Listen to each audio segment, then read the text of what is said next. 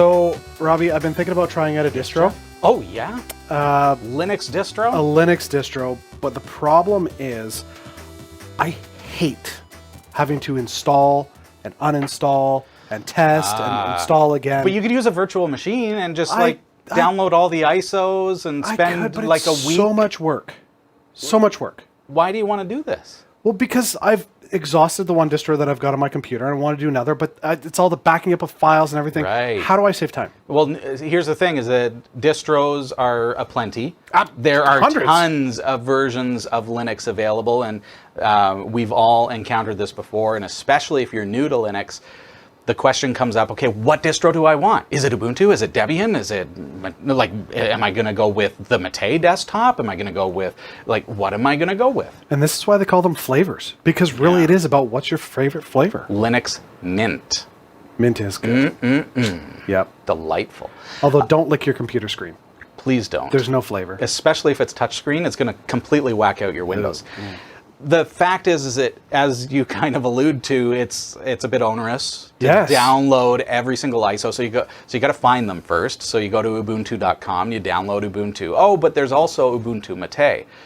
So do I want to try that one? Yeah. Oh, and there's a fork called Linux Mint, which I've already mentioned. So I could download that. Oh, but there's also, they've got Linux Mint Cinnamon and Mate. Which one do I want? It's a nightmare. It is. Right? Especially if you're just looking for a new version of Linux for your desktop computer.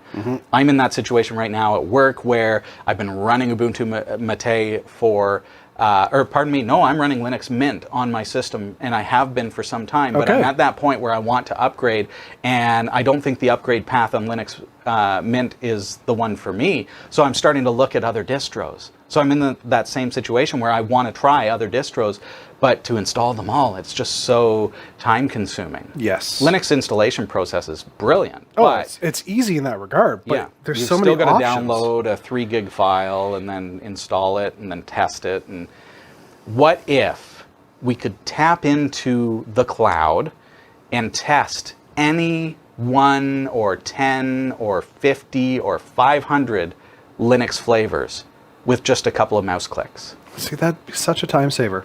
Wouldn't it be? Wouldn't it be? If only there was an option. Let's do it.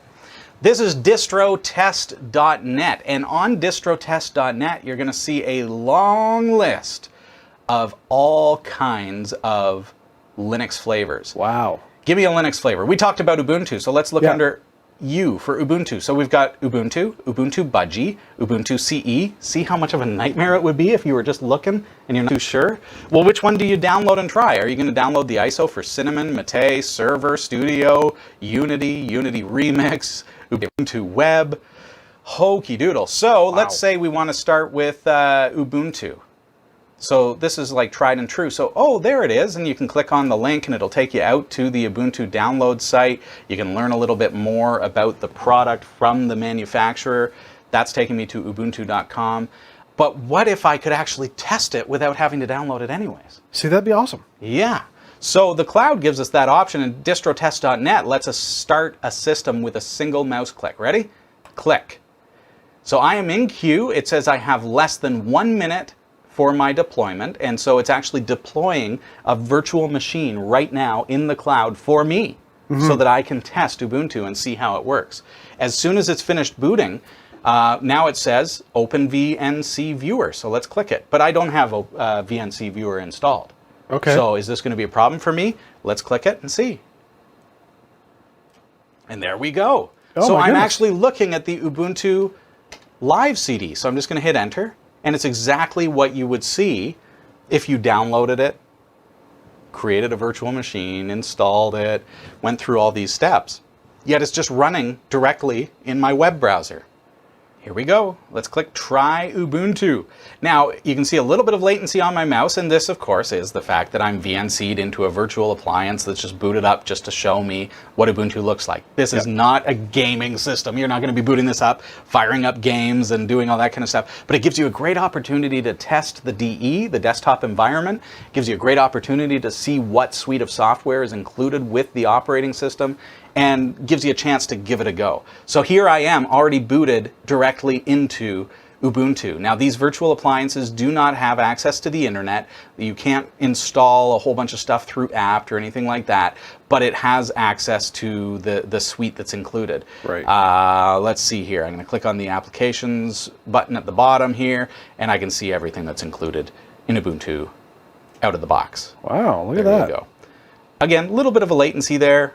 That's typical of what I am doing. Imagine what I've actually achieved here. I booted this up in my browser. That's cool. Sweet. So once you're happy with that and you've said, okay, well, all right, let's try a different distro. I've given that a try. Distro hopping can be a nightmare because you're going from one ISO to the next. Yes. This makes distro hopping instantaneous. So I'm just going to close that window. So you don't even need to shut it down. Why would you? Because it's going to scrap itself as soon as you shut it off. So I'm going to power it off now with the system stop button. So I just push that and now it's gone. The system stopped. That's amazing. Completely gone. You can upload files to it if you want to try running your favorite scripts or anything like that. Now let's see, okay, this is a big long list. Let's actually jump into system list. Okay. And let's go to E. And I'm kind of curious because I've been hearing good things about this EndeavourOS. So I can click on details or just, hey, you know what? I want to see what EndeavourOS looks like. So I'm just going to boot it up. So I didn't have to download it. I don't have to do any configuration on my computer. It's now booting up, spinning up a live session of EndeavourOS. When you were looking at that list, Yeah. you saw the images. Yeah, are they the current versions?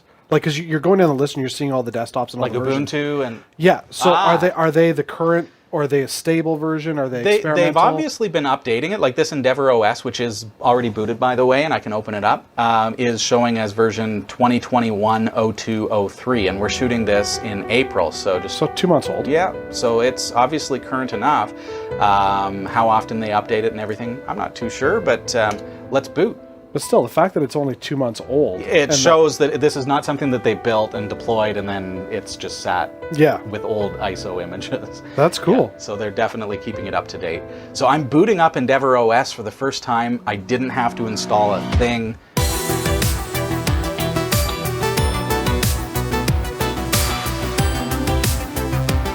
EndeavourOS. Ooh, looks like we're in. Sweet. We don't have a hard drive in this machine, so I can't install it or anything, so I'll just close out of the installation thing here and click on the EndeavourOS menu button. This does look kind of sleek. Yeah, it does. I like it. What do we got? Multimedia Office. No Office suite included. So I can see what's included, but know that it's Linux, so I can install anything that I want. Right. But this looks pretty sleek.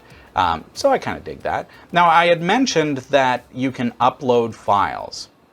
Okay. How do we do that? So if I bring up, I'm assuming it's going to be in folders here. Yes, you see this 105 megabyte volume. If I click there, this gives me access to an empty volume. So over in my browser here, I can actually choose a file and then upload that file. It's got to be under 10 megs, but it gives me a chance to test my favorite bash installation scripts or something like that. Test various things on various distros and see how they run. And you can do those right within your browser. But if I'm done with EndeavourOS, I can close it out and I can hit System Stop. And I've just terminated that virtual machine. That's really just like really that. cool. So I've showed you so far, we knew about Ubuntu, we've heard of EndeavourOS, just never seen it. Now I have, and it looks pretty sleek. But what if you've never heard of these flavors of Linux and you just want to have that experience? Like, because if you've never heard of Ubuntu, how would you know to go to ubuntu.com? Right. You just wouldn't. So you'd start Googling around and trying to find your way to different distros and maybe looking in forums and things like that. But this site gives us an opportunity to go through the list, kind of look at the picture and see, kind of, you know, judge a book by its cover a little bit, but it gives you an opportunity to see what things look like and say, hey, you know, what one appeals to me, and then take it from there. So let's jump into A, which is, I guess, where we are here, and scroll down and start looking at the images. There are a lot of just desktop wallpapers. Oh, but this looks kind of interesting. First of all, it's called AV Linux. Never heard of that, but AV is audio video. Click on the thumbnail. Oh, that does look sleek. And I see like a custom icon set down here.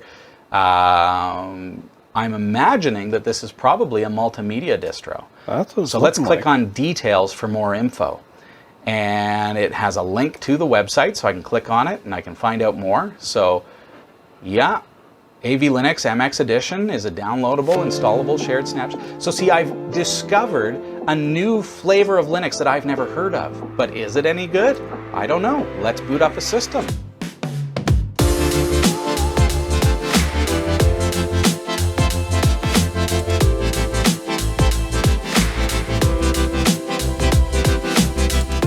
Look at this. So we are now running AV Linux.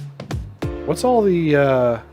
Oh, is that system stats? This is like Conky over here. So it comes with Conky already pre-configured, which is, yes, as you say, it's like a desktop widget system stats.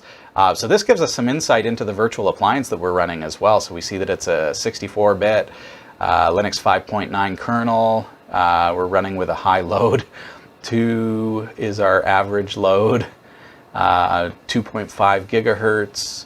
So you can see a little bit of information about the virtual appliance that we're running. So what do we have? So we've got like this dock bar down here. I kind of dig that. Show my desktop. Oh, Q-Jack control. So this is a jack controller. So you've got full control over your audio inputs, outputs. That's beautiful. So this really does tell me this is most likely a very optimized for audio production and that kind of thing. I'm going to click on here because I assume bottom left is always the menu. That looks sleek. I like that. Graphics. It comes with GNU Image Manipulation Program, which matters to me. I'm going to click on it just to see what version it comes with out of the box. And remember, we're running this from a live distro on distrotest.net. So it's running 2.10. And it's 2.10, and we haven't done like a dist upgrade or anything like that. There it goes. Sweet. Perfect. Wow. We're running it in a little window. It will look a little nicer on a big screen, full screen.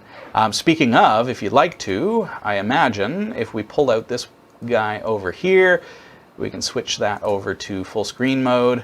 And it looks like that just stretches it. It doesn't actually adjust the window resolution, so probably not worth it. But let's see what else we got here. Okay, multimedia. We definitely feel like this is a multimedia distro. Yes, we've got Ardor, which is like a multi-track audio recorder and mixer, everything else. We've got a ton of multimedia stuff here. I'm not even familiar with a lot of this stuff. Guitarix, simple mono amplifier simulation? No way! Guitar simulator. Handbrake is for ripping DVDs. Nice. K3B is for writing your own audio CDs and DVDs and things like that with a burner. Then what have we... Look at all this stuff. OBS Studio, if you want to broadcast your live streams. It's built in. It comes with it.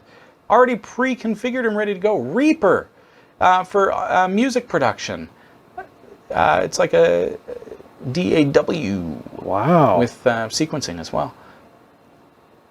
That is cool. I dig the look of this one. I kind of like the suite because I'm a multimedia guy. Yeah. But that's pretty cool. So that one that I just found is called AV Linux. And this is not an app for AV Linux. This is we're talking about distrotest.net. Yeah. I just discovered a new distro on distrotest.net. I never would have known to look for that. No, neither would I. That's cool. So go through the list, check them out, and this is a chance for you to distro hop without actually having to distro hop. Distrotest.net. Check it out today.